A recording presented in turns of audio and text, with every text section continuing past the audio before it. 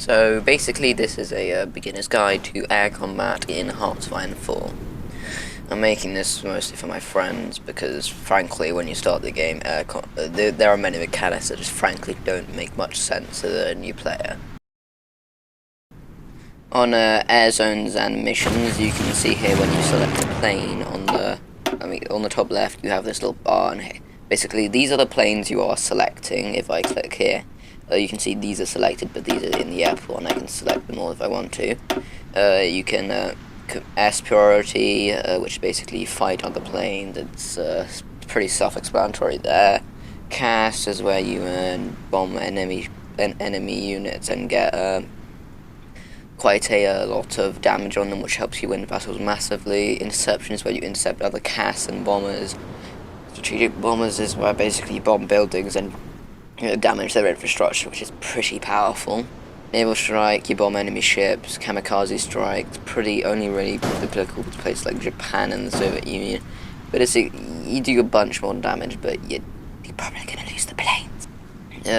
Port strike bombs enemy ports, ships and ports doing damage and maybe sinking some. Air supply, basically if you've got low supply and logistics, you can get a bunch of transport planes to drop airdrop supplies. Although don't do the Stalingrad because you can't rely on this entirely. Naval mine lane. This is man the guns. Basically, you put mines down from the air. Naval mine sweeping. They're not most things. Air recon, basically you see enemy planes and fighting them so your ships can go and find them. Also, if you, to assign planes to an airfield, let's say I have a bunch of planes in my stockpile, beard, deleting those planes, I now have them in my stockpile, so I can go here.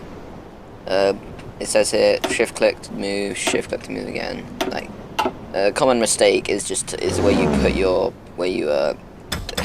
for a new place where you have your planes unassigned, you need to right click on an area. If you get like a metallic clink, it means some of your planes can't reach that area, which is bad. Like you can hear it here. My common mistake is just to assign them to the air, but not actually give them a mission. Just saying planes go here, but not telling them to do anything. To actually make them do a mission properly, you need to select this and this. And yeah. If you have a bunch of planes, you can select them at the same time. So yeah.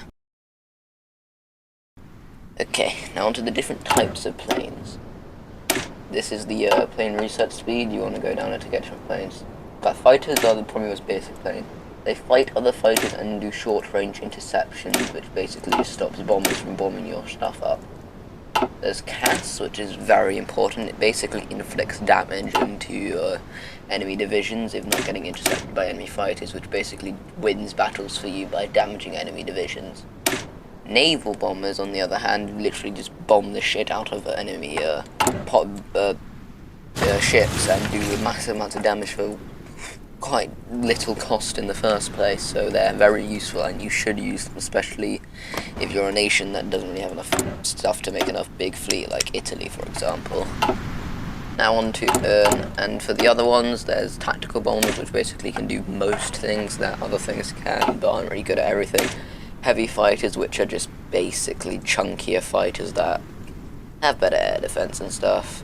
Strategic bombers, which basically just nuke enemy factories and infrastructure, and are pretty useful, but can be incredibly annoying in multiplayer. So yeah, I'd consult rules before you use them in large quantities.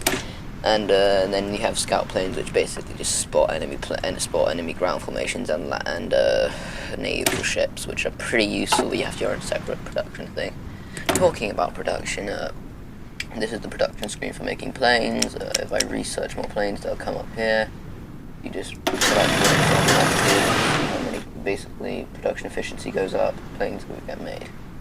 One of the main things I got confused about when starting the game of planes was that whenever I just made like fighter 2s, so yeah, quick thing, Intors, fighter 1s, fighter 2s, fighter 3s, jet planes are a bit advanced and you probably learned about them before, so you don't really need to them right now.